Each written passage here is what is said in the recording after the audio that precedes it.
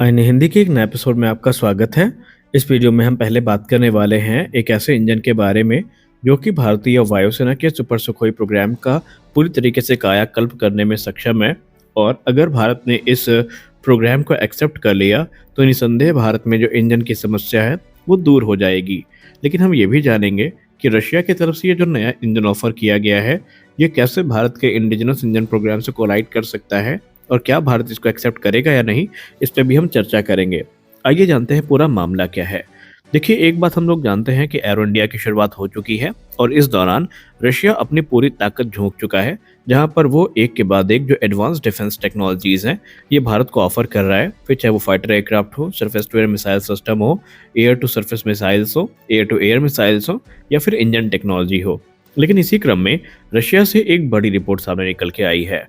अगर हम Russian media के हवाले से बात माने या यूँ कह लें एरो इंडिया में जो चीज़ें हुई हैं उनके हवाले से बात करें तो रशिया ने भारत को 5th जनरेशन टेक्नोलॉजी से सुसज्जित F117 या 177S इंजन जो है ये ऑफर किया है।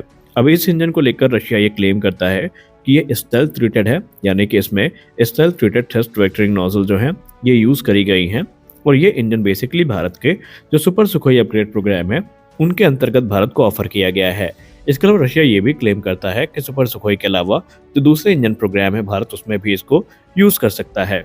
और रशिया कॉन्फिडेंट है कि अगर बड़ी संख्या में ये ऑर्डर किए गए तो आने वाले भविष्य में भारत में इनके निर्माण को लेकर के भी वो पूरी तरीके से रेडी है। अब यहाँ पर क्योंकि भारत की बात करें तो भारत अभी फिलहाल तो अपने सुखोई 30 MKI को अपग्रेड कर रहा है सुपर सुखोई स्टैंडर्ड में, जहाँ पर इनिशियल 84 जेट्स के अपग्रेड की मंजूरी दे दी गई है। और इसको ध्यान में रखकर रशिया काफ़ी एग्रेसिव है इस इंजन को लेकर के। अगर हम इंजन के स्पेसिफिकेशंस पर नज़र डालें तो आपको निसंदेह पता चलेगा कि ये इंजन कितना पावरफुल है। इस इंजन को लेकर अभी तक जो ऑफिशियल डेटा सामने आया है उसमें बताया गया है कि इस इंजन का जो ड्राई थ्रस्ट है ये 88 किलोन्यूटन का है, जबकि इसका जो मैक्सिमम आउटपुट है यानी आफ्टर बर्नर के बाद जो थ्रस्ट है ये 142 किलोन्यूटन का है। इसके सर्विस लाइफ की बात करें तो ये 6000 घंटे की है। इसके अलावा बहुत सारे एडिशनल मेजर्स लिए गए हैं जो इस इंजन को बर्ड स्ट्राइक और फॉरेन पार्टिकल इंट्रूजन से बचाएंगे। रशिया का कहना है कि यह अब तक का सबसे एडवांस इंजन है जो कि रशिया ने भारत को ऑफर किया और भारत को दोनों हाथ फैला करके इस डील को ग्रैब करना चाहिए। लेकिन इस पे भारत के डिफेंस एनालिस्ट कुछ अलग राय रखते हैं। भारत के सीनियर डिफेंस एनालिस्ट और अच्छा विशेषज्ञों का ये मानना है कि यह रशिया की तरफ से आया अब तक का सबसे बेहतरीन ऑफर है और निसंदेह ये इंजन काफ़ी कैपेबल भी होगा और भारत को अगर ज़रूरत पड़ती है तो इसकी तरफ देखना भी चाहिए।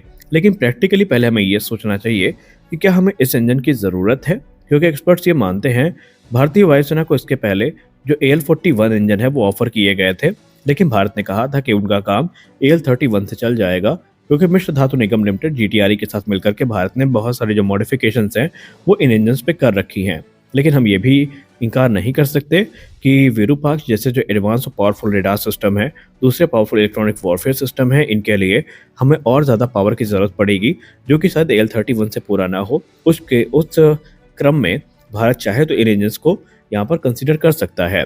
और सबसे खास बात तो ये है कि रही बात, कुछ लोग इसको एमका के इंजन प्रोग्राम से जोड़कर देख रहे हैं कि इसका प्रभाव एमका पर देखने को मिलेगा, तो बिल्कुल भी नहीं पड़ेगा, क्योंकि एमका एक सेपरेट इंजन प्रोग्राम है, ये एक अलग इंजन प्रोग्राम है। देखते हैं भारत सरकार इसको लेकर क्या निर्णय लेती है। खैर, प्रथम दृष्टया तो ये इंजन काफ़ी पावरफुल लग रहा है और हम ये नहीं कह सकते कि इसको आप तेजस मार्क 2 में यूज़ कर पाएंगे, क्योंकि ये इंजन साइज़ में बड़ा है, वेट में ज़्यादा है। अगर हमने सोचा भी तो हमें फिर तेजस मार्क 2 के डिज़ाइन में चेंजेस करने पड़ेंगे। सेंटर ऑफ ग्रेविटी को ये प्रभावित करेगा। ज़्यादा वजन का मतलब ये है कि उसके इंड्योरेंस और एफिशिएंसी काफ़ी कम हो जाएगी। तो बहुत सारे फैक्टर्स हैं जिन्हें हमें देखना पड़ेगा। इसलिए अभी आप ये बात बिल्कुल भी मत सोचिएगा कि इसको तेजस मार्क 2 के लिए कंसिडर किया जा सकता है। देखते हैं आगे भारत सरकार का क्या निर्णय आता है। अगली रिपोर्ट में बात करने वाले हैं हम एडिशनल 97 तेजस मार्क 1A और LCH को लेकर आई एक रिपोर्ट से। आप सब जानते हैं कि भारत में इस समय फिलहाल तो जो तेजस मार्क 1A का इंतज़ार है वो किया जा रहा है और कल की ही रिपोर्ट में हमने आपको बताया कि वो टाइमलाइन क्या होने वाली है जिसमें ये एयरक्राफ्ट हमें देखने को मिलेंगे। लेकिन इसी बीच लाइफेस डिफेंस ने कुछ बड़ी रिपोर्ट साझा करी हैं। लाइफेस डिफेंस ने हिंदुस्तान एरोनॉटिक्स लिमिटेड के चेयरमैन DK सुनील सर से कुछ महत्वपूर्ण बातचीत करी है, जहां पर उन्हें भविष्य के प्रोग्राम को लेकर महत्वपूर्ण जानकारियां मिली हैं। दरअसल लाइफेस डिफेंस की रिपोर्ट की बात माने तो यहाँ पर जो इस समय बड़ा तैयारी चल रही है वो एडिशनल 97 जेट्स और 156 LCH हेलीकॉप्टर्स को लेकर चल रही है। और डी के सुनील सर ने लाइफेस्ट को बात करते हुए बताया कि ये जो 97 तेजस मार्क 1A हैं और 156 प्रचंड हेलीकॉप्टर हैं जिनकी लागत 1.3 लाख करोड़ रुपए है, इसकी डील को अगले 3 से 6 महीने में एचएएल फाइनलाइज कर लेगी। दरअसल दोनों प्रोग्राम्स को मिनिस्ट्री ऑफ डिफेंस से हरी झंडी मिल चुकी है, लेकिन ऑफिशियल कॉन्ट्रैक्ट अभी तक फाइनलाइज नहीं हो सके हैं। लेकिन एचएएल इस समय तैयारी कर रही है और बहुत जल्दी डील को फाइनलाइज कर लिया जाएगा। एचएएल ने यह भी कहा कि हमारी पहली प्राथमिकता होने वाली है तेजस मार्क 1A के जो एग्जिस्टिंग ऑर्डर हैं इनको पूरा करना, जो कि 2021 में प्लेस किए गए थे। 4 एयरक्राफ्ट डिलीवरी के लिए तैयार है और आने वाले भविष्य में इस फाइनेंशियल ईयर में तकरीबन 8 से 10 एयरक्राफ्ट को डिलीवर करने का हमारा टारगेट है, अगर इंजन हमारे पास आ जाते हैं। कल की रिपोर्ट में हमने कहा था कि इस वर्ष भारत को 12 इंजन मिल पाएंगे और उसके बाद 20 इंजन प्रतिवर्ष की दर से जनरल इलेक्ट्रिक भारत को डिलीवर करना शुरू करेगी। एचएएल ने यह भी कहा है कि हम यहाँ पर न सिर्फ तेजस को डिलीवर करने का प्लान कर रहे हैं, बल्कि आने वाले 2 से 3 वर्षों में हिंदुस्तान एरोनॉटिक्स लिमिटेड तेजस का जो प्रोडक्शन है इसको भी रैंप अप करने की तैयारी कर रही है। करंट जो हमारे पास कैपेसिटी है वो 16 एयरक्राफ्ट प्रति वर्ष के दर की है, लेकिन आने वाले भविष्य में 24 एयरक्राफ्ट, फिर 24 के बाद इवेंचुअली 32 एयरक्राफ्ट प्रति वर्ष की दर तक हम डिलीवर कर पाएंगे। ये कैपेसिटी हमारे पास होगी और ये हमारे लिए इंपॉर्टेंट इसलिए बन जाता है क्योंकि अगर ये कैपेसिटी हमने जल्दी से प्राप्त कर ली तो फिर हम 180 तेजस मार्क 1A का जो ऑर्डर है ये कम से कम समय में पूरा कर पाएंगे और उसके बाद हमारे जो ध्यान है वो दूसरे बड़े प्रोग्राम जो है उस पर केंद्रित होगा, जिसमें तेजस मार्क 2 और एमका जैसे प्रोग्राम संलग्न है। लेकिन भारतीय वायुसेना इससे बहुत ज़्यादा खुश नहीं है। भारतीय वायुसेना ने भी मीडिया से बात करते हुए कुछ बड़ी बात कही है, जहां पर air chief marshal AP Singh sir ने तो कुछ ये भी कहा है जो कि थोड़ा निराशाजनक है। Air marshal AP Singh sir ने कहा कि एचएएल को लेकर हम बहुत ज़्यादा कॉन्फिडेंट नहीं है क्योंकि बीतते समय के साथ इनके दावे पुख्ता नहीं रहे और इन्होंने जो टाइमलाइन बताई वो स्लिप होती रही। इसके अलावा उन्होंने ये भी कहा कि हमें एश्योर किया गया था कि हमें तकरीबन 11 एयरक्राफ्ट मिलेंगे, लेकिन यहाँ पर हमारे पास सिर्फ 4 एयरक्राफ्ट ही अवेलेबल है, बाकी एयरक्राफ्ट इस समय अवेलेबल नहीं है। इसके अलावा उन्होंने ये भी कहा कि तेजस मार्क 1A को एक्चुअल तेजस मार्क 1A तब माना जाएगा जब इनके पास एडवांस बीबीआर कॉम्बैट कैपेबिलिटी होगी।